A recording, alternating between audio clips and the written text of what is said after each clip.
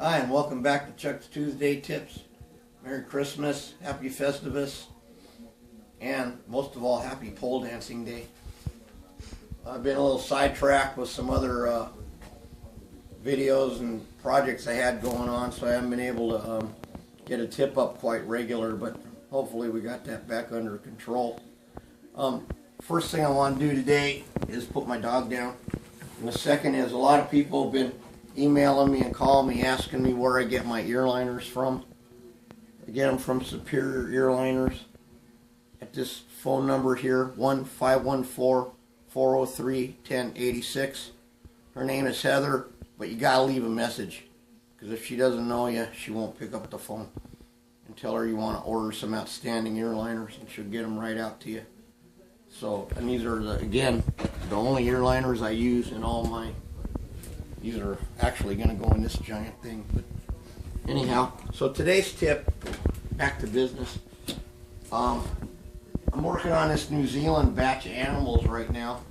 I've never really done much with horned animals, so I thought I'd do a little quick horn setting tip, which is really not any different than an antler set. As you know how I set my antlers, the way we cut them for the mannequin is halfway between the antler burr and the eye orbit, and then right here either on this notch, or in this case I cut it a little longer, and then straight through to the eye socket, and that way it drops it on right at the perfect set these mannequins are set up for. And you want it to be, again, about an 1/8 inch below the foam, not level with the foam. The reason for that is when you mache around your antlers, then it's back to the original dimensions of the bone plus the soft tissue taken off. So when you go over to a skull, I mean a horned animal, antlered skulls, whatever the hell it is, it's basically the same procedure. However, I wanted to point out something interesting and something old school. Now, in the old days, they all had what they call a flat top. Now, you see here, I can cut this at the angle and set it, and what I'm thinking I'm going to do here, just for purposes of demonstration, since I have this part, is to show you how they used to do it. Because. So the old paper forms would come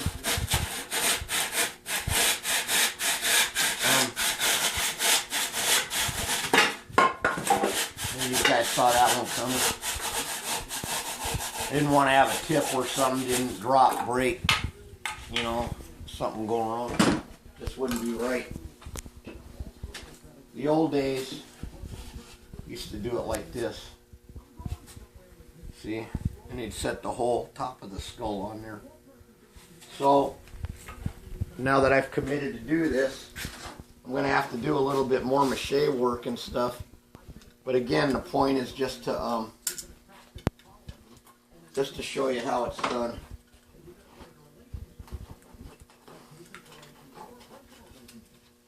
Can't even get my freaking tag out of here. But before we do this solid, we'll test fit it to the skin.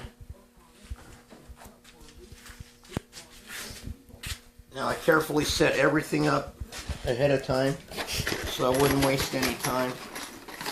So, yeah, here I am. I'm just going to put one screw in through here. Again, I'm lining this up. You come back here and show them where I'm lining this up at the nuchal tendon thing. Goes right there at the mold seam line.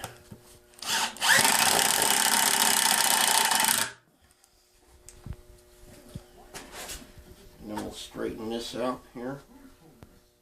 Now, the thing about skulls, boy, look how crooked this son of a gun is.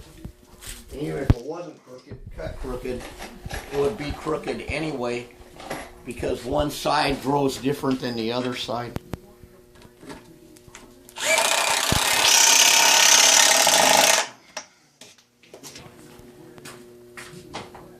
take our Acapulco or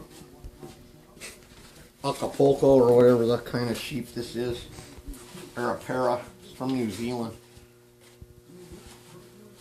I call it an Apache, but he said I couldn't do that.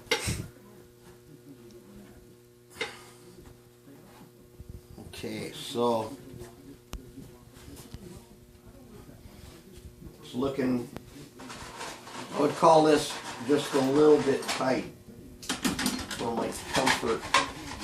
This is why you want to test fit it. You don't want to assume anything this is going to fit, even from experience. So I'm just going to pin the skin in place temporarily. Grab my horns.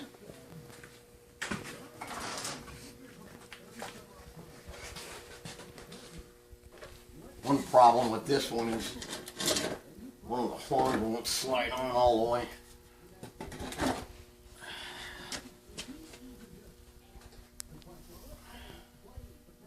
Boy, yeah, see, this is all. If I was a betting man, I bet you this hide don't even fit this one. I bet they gave the guy the wrong hide. So this isn't going to work. We're going to have to do some work on this one.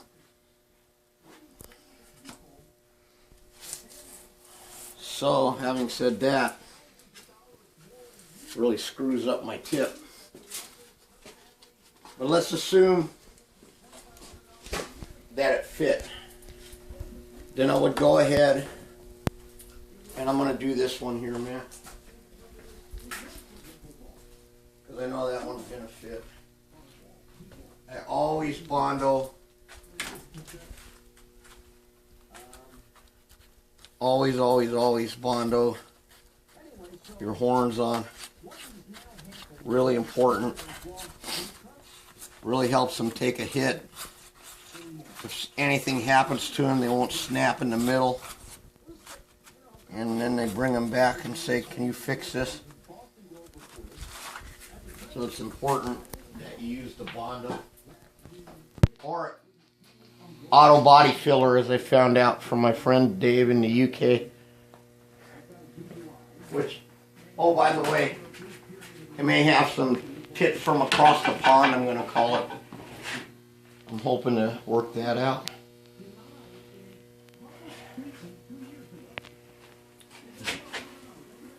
Boy, this is going to fit good. This is going to be a nice buck right here. Can you believe this deer? I know you guys from out of state are going, oh, well, that's not, you know, that's not a big deer, but we're talking a bona fide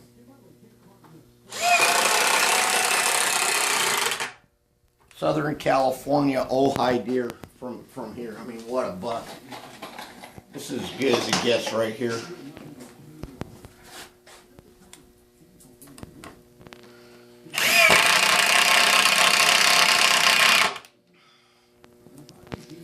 Again, the way Mike designed these mannequins, to repeat, designed to take a lot of the guesswork out of it for you.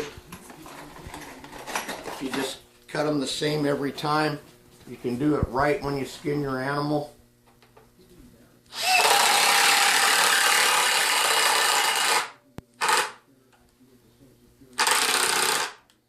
And it's done.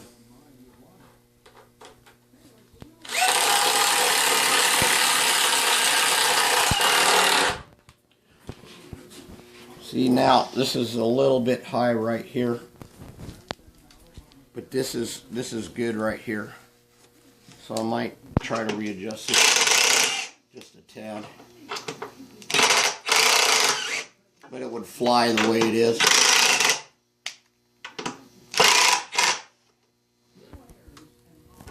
There we go.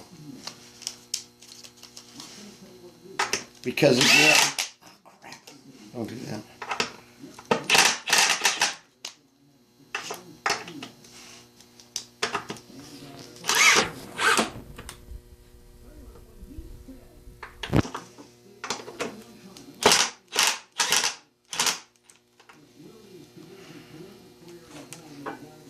Sometimes you need a little piece of wood or hold this while it dries, but that's a big waste of time. Again, I want it to be just like this. Just have enough foam showing to blend it to a smooth transition, and that where you're not lifting the top of the skull plate above the mannequin, because every little 1/4 inch makes a difference. So I'm going to find something to stick in the back of this for a second here to hold this. Oh, there it goes. It's going to stay. Anyway, it was a little bit against my plans for this sheep, but it just shows you what you run into. Even though the outfitter from New Zealand put this guy's name and tag and everything on this, it's obvious to me that this cape doesn't fit these antlers, or horns, I mean. And it's a common problem. But if we'd have had the right cape, it should have come up nice and tight around here. And what I was anticipating was maybe just to have to lower this about a 1/4 inch. But my whole plans are screwed up now, because I'm going to have to really screw around to get this thing to work. Anyhow, thanks for tuning in to Chuck's Tuesday Tips. Watch for some random silliness. We got a Christmas video coming out for full screen. I got some stuff coming up with Rhett and Link, and I'm going to work on trying to really get a good schedule of really some good tips this year. Thanks for all the support. Oh, and the girl from Illinois, thanks for the letter. Those letters mean a lot to me. And we'll see you after Christmas.